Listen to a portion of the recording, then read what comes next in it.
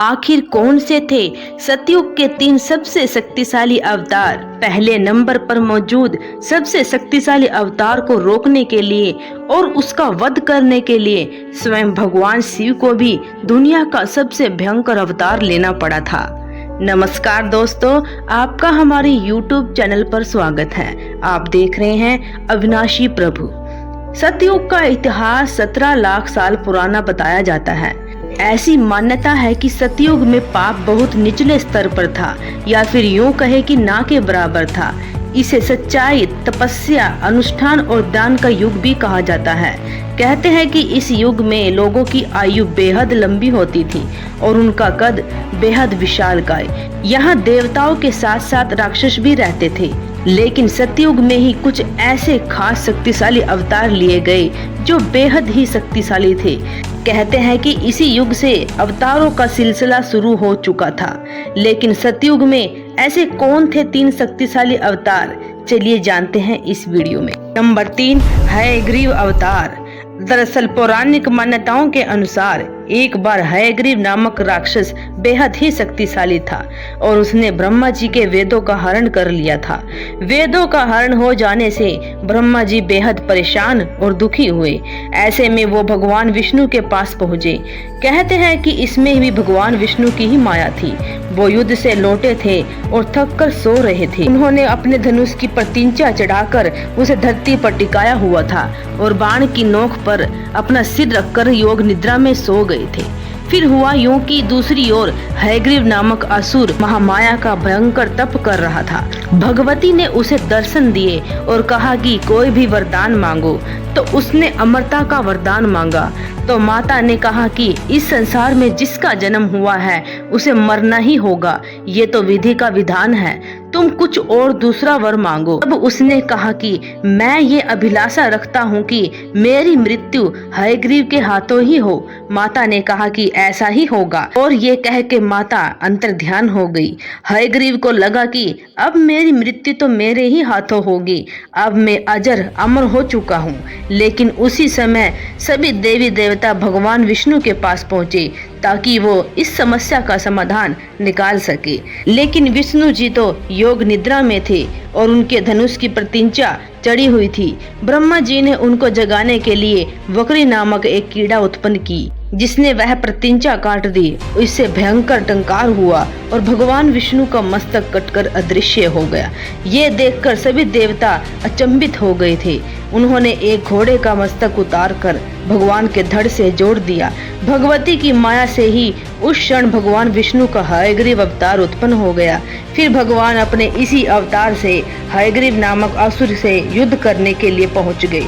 अंत में भगवान के हाथों हयग्रीव का वध हुआ और हयग्रीव को मारकर भगवान ने वेदों को वापस ब्रह्मा जी को समर्पित कर दिया। नंबर 2, भगवान विष्णु के वराह अवतार। पौराणिक कथा के अनुसार वैकुंठ लोक के द्वार पर जय और विजय ने वैकुंठ लोक जाते समय सप्त ऋषियों को द्वार पर रोका था, जिसके कारण उन्हें श्राप मिला कि दोनों को 3 जन्मों तक पृथ्वी पर दैत्य बनकर रहना पड़ेगा। अपने पहले जन्म में दोनों ने कश्यप और दिति के पुत्र के रूप में जन्म लिया, यानी कि हिरण्यकश्यप और हिरण्याक्ष। दोनों दैत्यों ने पृथ्वी को परेशान करना शुरू कर दिया। पृथ्वी पर हिरण्यकश्यप और हिरण्याक्ष का अत्याचार बढ़ता जा रहा था। हिरण्याक्ष ने तो यज्ञ आदि धर्म कर्म करने पर लोगों को पीड़ित करना शुरू कर दिया। कहते हैं कि हिरण्याक्ष एक दिन घूमते घूमते वरुण की नगरी में जा पहुंचा। पाताल लोक में जाकर हिरण्याक्ष ने वरुण देव को युद्ध के लिए ललकारा। वरुण देव ने कहा कि अब मुझ में लड़ने की कोई चाह नहीं है, तुम जैसे बलशाली वीर से लड़ने के योग्य अब मैं नहीं, तुम्हें भगवान विष्णु से युद्ध करना चाहिए। कहते हैं कि हिरण्याक्ष ने अपनी शक्ति से स्वर्ग पर आक्रमण किया और कब्जा कर पूरी पृथ्वी को अपने अधीन कर लिया।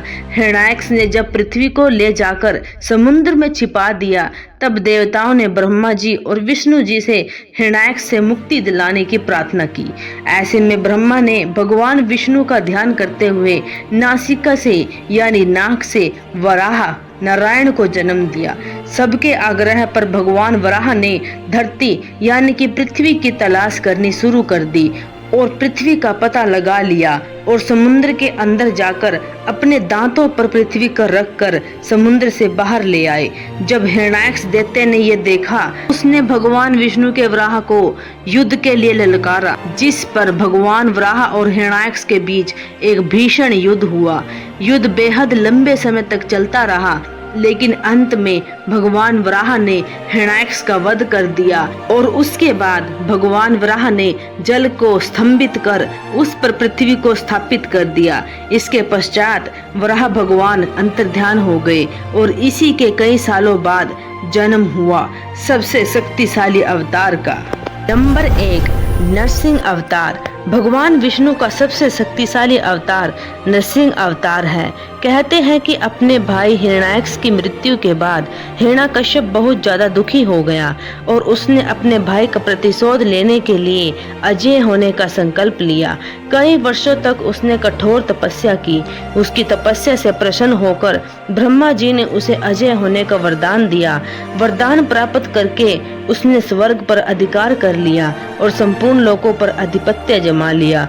कोई भी हिरण्यकश्यप को पराजित नहीं कर सकता था, वो भी सिर्फ और सिर्फ उसके एक वरदान की वजह से।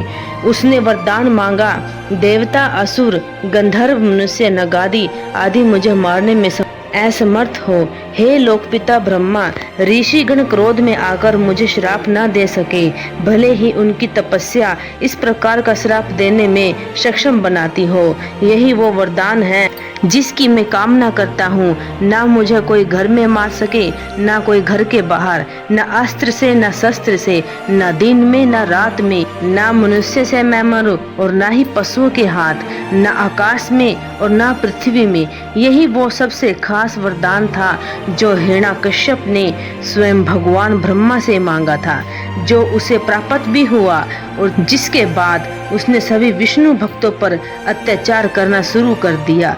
लेकिन उसके घर में एक सबसे बड़ा विष्णु भक्त पैदा हुआ, वो थे प्रहलाद जी।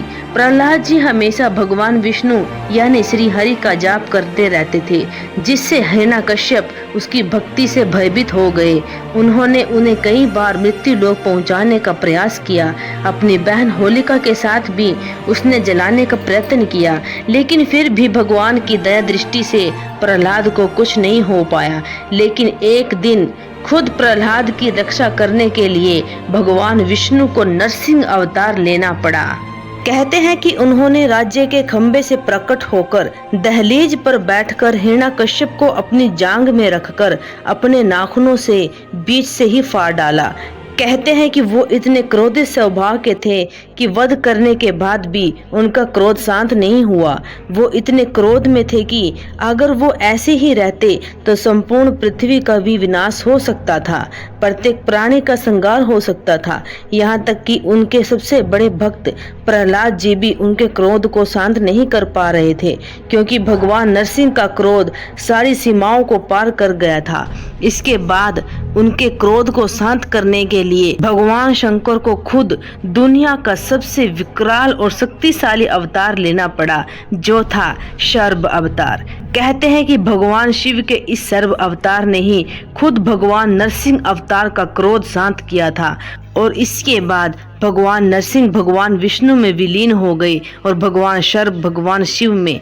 तो यही थे सतयुग के 3 सबसे शक्तिशाली अवतार जो कि भगवान विष्णु ने लिए थे। इसके अलावा भगवान विष्णु ने मत्स्य अवतार, कूर्म अवतार भी लिया था। लेकिन सतयुग के सबसे शक्तिशाली अवतार की बात की जाए तो वराह अवतार, हयग्रीव अवतार और नरसिंह अवतार का नाम अवश्य लिया जाएगा।